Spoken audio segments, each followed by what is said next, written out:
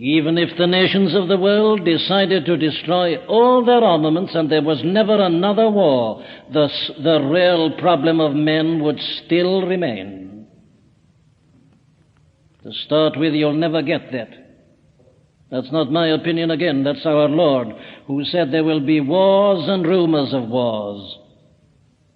While there is sin in a single human breast, there'll be warfare. While there is one nation that is governed by this, and all nations are governed by that, there will be wars. But I say that even if they could decide to put an end to all these things, would the problem be solved? Would all be well? Would it be paradise simply because there isn't another war and we don't have to spend millions on armaments? Of course it wouldn't. You'd still have drunkenness. You'd still have immorality. You'd still have theft and robbery. You'd still have unfaithfulness, unchastity, adultery, separation, divorce, selfishness, misery, and all the rest of it. The problem would remain. Men speak as if physical war is the only problem and that the one message of the gospel is just to put an end to that. Our Lord, I say, never dealt with it. But he did deal with this other matter. And he always dealt with it. How can a man be right with God? I am come, the Son of Man is come to seek and to save that which is lost. I have come to bear witness, he says, unto the truth.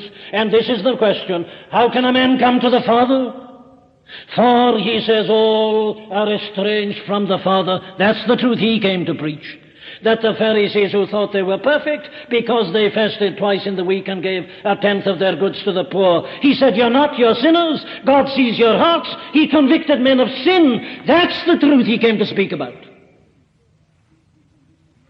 And of course the world doesn't want that, and it doesn't like it. And it was because he talked about truth of that character that the Pharisees hated and plotted against him and finally crucified him. And it is because he speaks about that tonight that men and women won't listen to him. If I were here denouncing capitalists or denouncing war and so on, we could sit back comfortably. But, my dear friend, that's not the truth. The truth is the truth about you and the truth to you. That whether there will be a third world war or not, you and I have got to die.